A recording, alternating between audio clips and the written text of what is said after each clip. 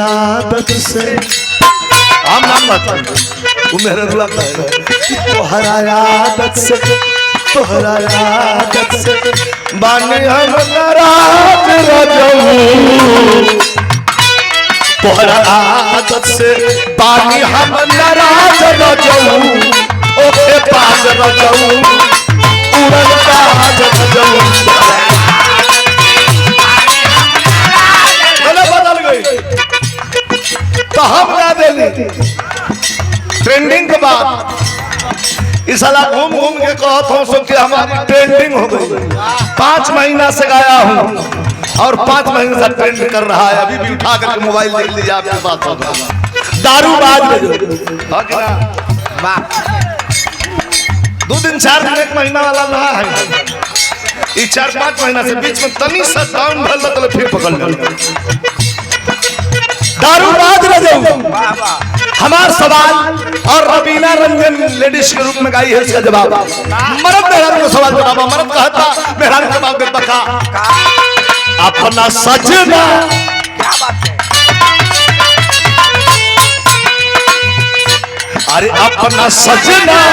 से कहे खिसियात बाबू हो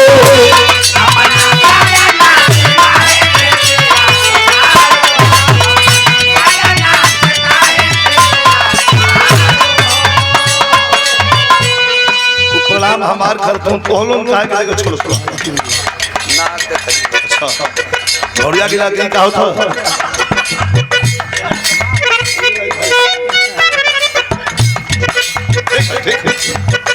लाइन दिखा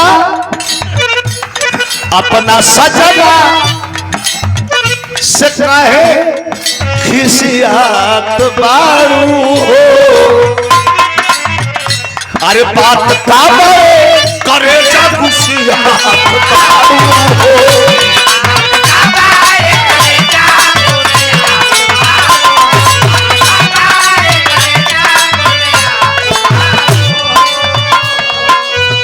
तब मेरा रुआ कहा ले खूब चलावला अपना चाली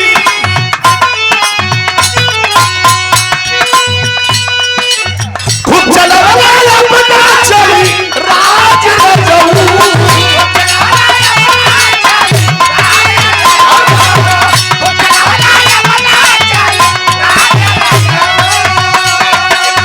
खूब चलावला अपना चाली राज रजऊ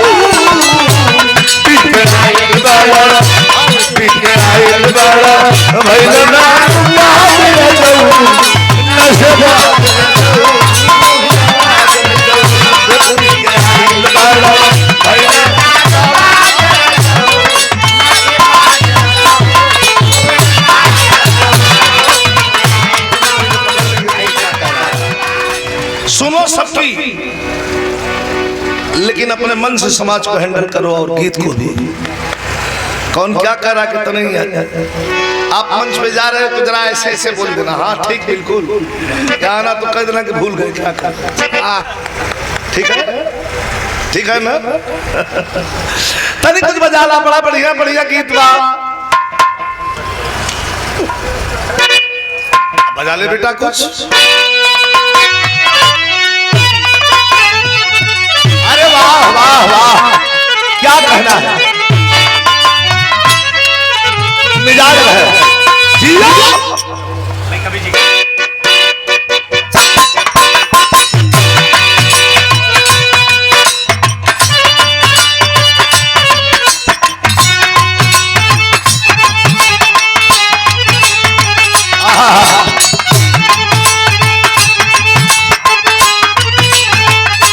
बहुत सुंदर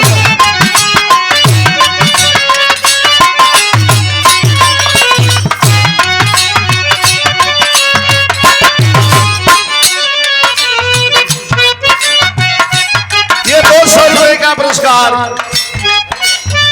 हमारे राजेंद्र भैया शिखर के धरती से ये खुशी जगह मान लो ओकर खातिर 2 प्रोग्राम रजिस्टर कर बहुत मान और तुम्हें सुन करके इनको खुशी कहना बच्ची अच्छा गा रही है हमका तो सपोर्ट करिए और जो कलाकार बढ़िया गाता है तो हमारी तो जानती हो हम कला के पुजारी हैं दुनिया एक तरफ, कला हमारी जिंदगी है, जान है मेरी कला। आप अगर कुछ कहना चाहते हैं राजेश भाई तो आपके लिए मैं सोच रहा हूँ लाइन ला ला ला ला ला हो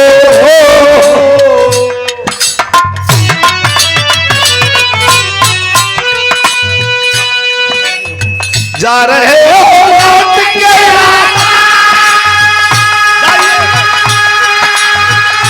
जाइए राजेश भाई जाइए, जा रहे हो लौट के ऐसे तुम हमको ऐसे तुम हमको खुशहाल बाबू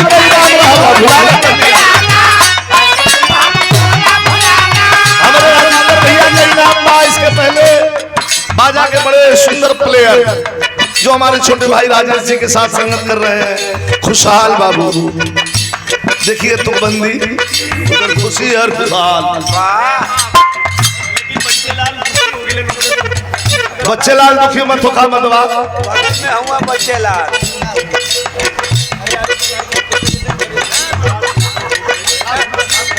ये है प्रकाश यादव धूपगंज। इनके दादी के तरह में हम गए थे, बहुत सम्मान किए। आए आजो खाली मुंह को और ताकत हो भैया, खाली कुछ कह दो तो हम दौड़ के लिए आके धर देती। ये प्रेम है प्रकाश बाबू। जा रहे हो लौट के आना ऐसे तुम हमको न भुलाना, क्यों हम तो तेरे आशिक, हम तो तेरे आशिक पुराने हैं, हम दीवाने हम दीवाने हम दीवाने हम दीवाने हम दीवाने हम दीवाने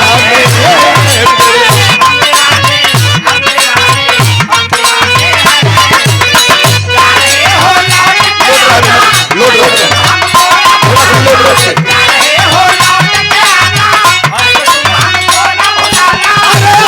तो तेरे आशिक पुराने हम दीवाने हम दीवाने हम दीवाने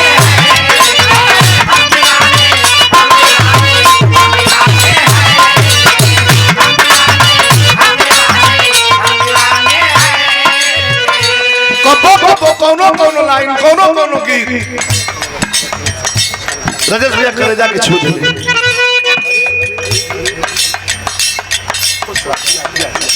एक बार ताली बजाइए, ताली बजाइए एक बार।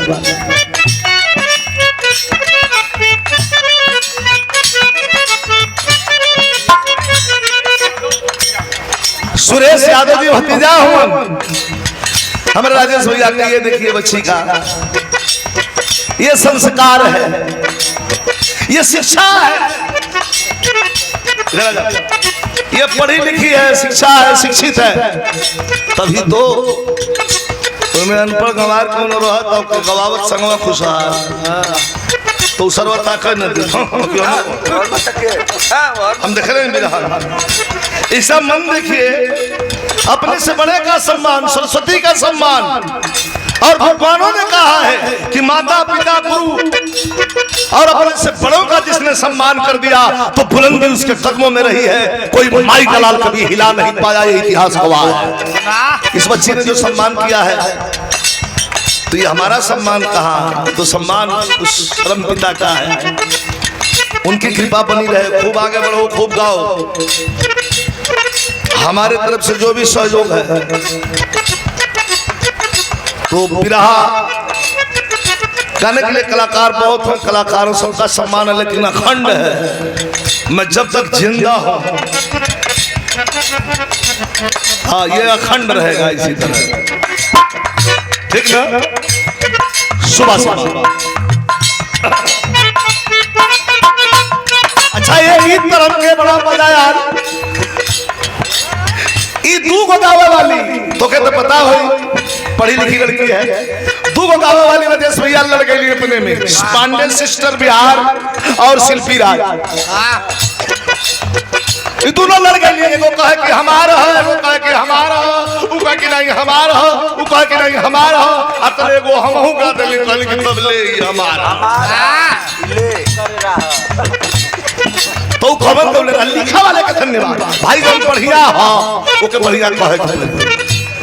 कौन मेहरारू अपने मर्द से एकदम खिया गई है बच गई है कैसे कहा छन छन बदले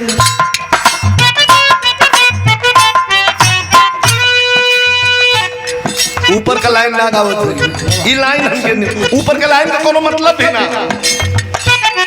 ओकर कोनो मतलब गाना में है नहीं मतलब है ही लाइन से छन छन बदले छन छन बदले तोहरो मिजाज रजऊ छन छन बदले तोहरो मिजाज रजऊ ओके बाज रजऊ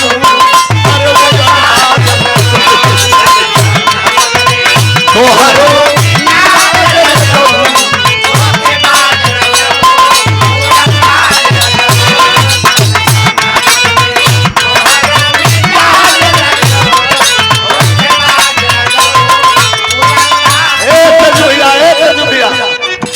तोहरा आदत से हम नाम बता वो मेरे रुला तोहरा आदत से बानी हम नाराज रजऊ तोहरा आदत से बानी हम नाराज रजऊ ओके पास रजऊ उड़न काज रजऊ बदल गई तो हम गा देली ट्रेंडिंग के बाद इस साला घूम घूम के कहत हूँ सो कि हमारी ट्रेंडिंग हो गई 5 महीना से गाया हूँ और 5 महीने से ट्रेंड कर रहा है अभी भी उठा करके मोबाइल देख लीजिए आपके पास दारूबाज वाह 2 दिन 4 दिन 1 महीना वाला रहा है ये 4-5 महीना से बीच में तनी सा डाउन भल तो फिर पकड़ लिया दारूबाज रजऊ हमारा सवाल और रवीना रंजन लेडीज के रूप में गाई है इसका जवाब मर्द मेहरान का सवाल जवाब मर्द कहता मेहरान का जवाब देता का अपना सजना क्या बात है अरे अपना सजना से कहे खिसियात बाबू हो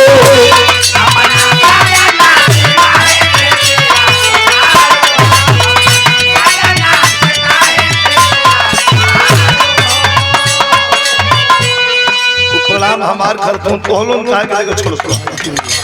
ना देख अच्छा घोड़िया गिरा के का होता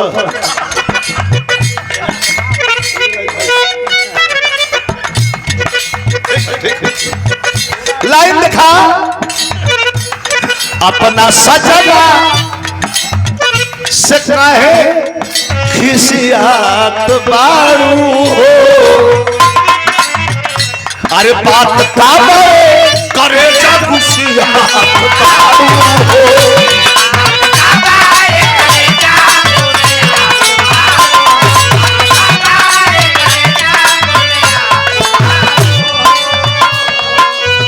तब मेरा रुआ कहले खूब चलावला अपना चाली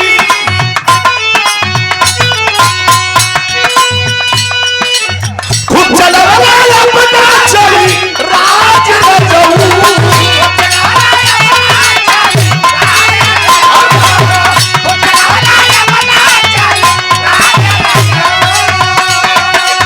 खूब चलावला अपना चाली राज रजऊ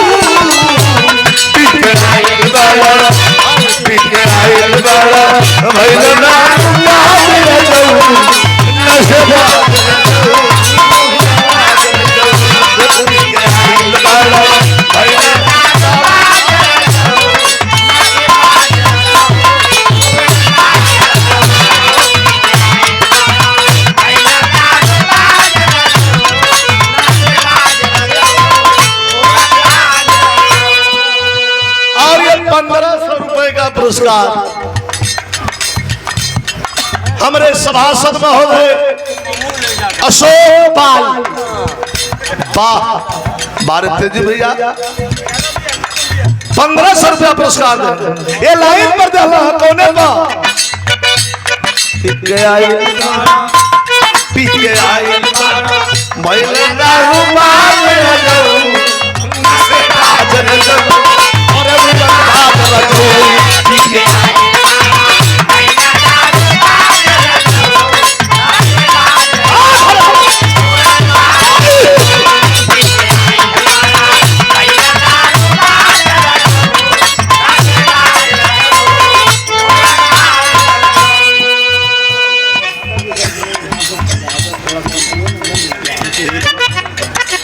बैठा मारब बादर फाट जाए बैठा हमें पैकिंग हीटिंग करे वाला चाहिए। हाँ तोरे मतलब आदमी तैयार रहा तो हम अभी शेर थोड़ा सा थकत में सोया जाग नहीं तो भाई चबा नहीं। 1000 रुपया पुरस्कार हमारे तेजू भैया कहो कलेक्टर बिरहा ऐसा सुनादा कि रोम रोम में भीग जाई है ना। कौन तारीख के बोले रही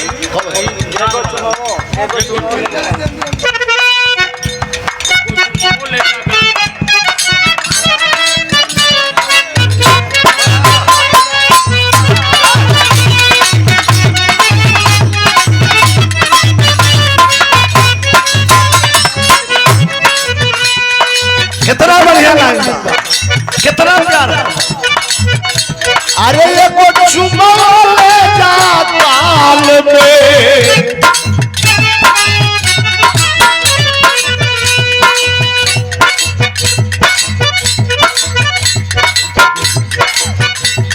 देखा है लाइन के ताकि ये को चुमा ले जा काल में संग दिलो और भारत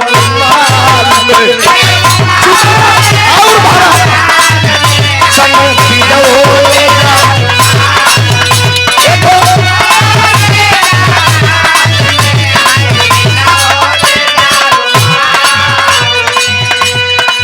जटा लगा जवा चोरी के जा जटा लगा जवा चोरी के जा जवा फसिया जब मोहन के जाल में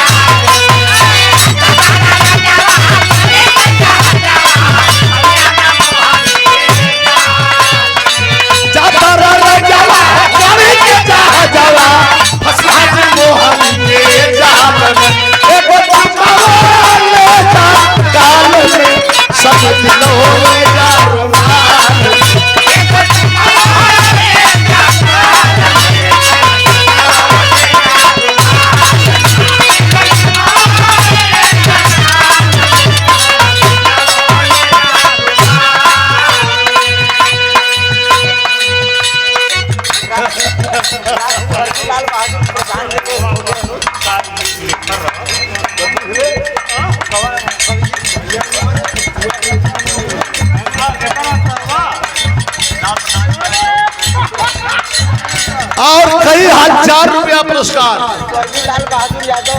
स्वर्गीय लाल बहादुर यादव जी के छोटे भाई हम जानते राजेश सिंह यादव जी गंगहरा का ऐतिहासिक धरती। ये पुरस्कार कई 1000 रुपया ताली में आप लोगों को बजेगी। ये लाइन निक लगल है कौन जाता रहा जावा हम जानी के जावा फसिया जी को मोहन के जाल में फसिया जी मोहन के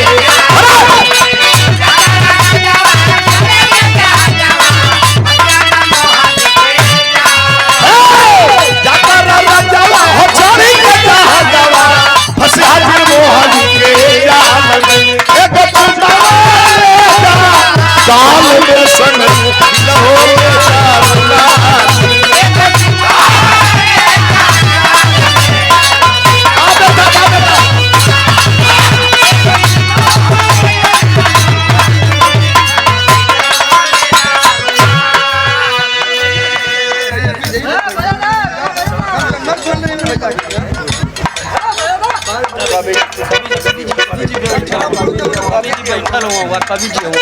बहुत बहुत बहुत बहुत गंगहरा का माटी और हमारे तेजू भैया के मम्मा का लड़का देखना और कवि जी आदरणीय प्यारे लाल कवि जी ये प्यारे लाल कवि जी के गीत रहा जब के ना जानला बिरहा से लेकर के बेटा धैर्य रहो। हमारे तेजू भैया का भैया हूँ श्यामू यादव जी हमारे छोट भाई हूँ, कई रुपया पुरस्कार दे और कवि जी आदरणीय प्यारे लाल कवि जी के सम्मान हमारे राजेश भैया धर्मो यादव जी के सुपुत्र मनीष लाल यादव जी सम्मान कैला 200 रुपया बाबा दूध सागर एवं प्रेम स्वीट हाउस प्यारे लाल कवि जी के सम्मान हो तो बात ताली बज जाएगी चाहिए। ये देखा पहले की फिल्म इंडस्ट्री में जो हल्ला मचौले रहा तेजू भैया कवि जी के पहले गीत जो हल्ला मचौले हीरोइन के हीरो कहले रहा कैसे गलतारू ऐसे जैसे गलतारू ऐसे जैसे गलतारू ऐसे जैसे सरसों का सगिया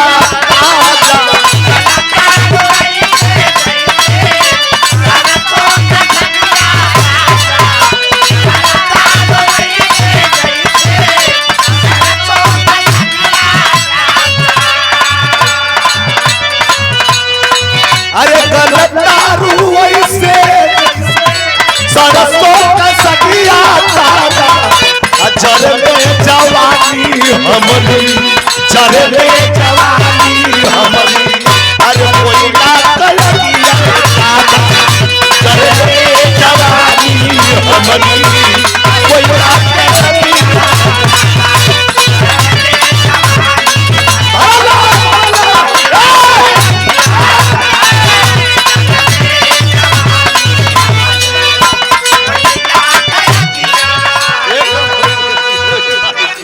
हमारे अशोक पाल हमारे भैया सभासद में हो गए। अरे अरे घबरा मत 27 का इंतजार ना करे को 26 में हम आ जाए। ये कई हजार रुपया पुरस्कार हमारे भैया आदरणीय स्वर्गीय लाल बहादुर यादव जी के छोटे भाई राजेश भैया गंगहरा कई हजार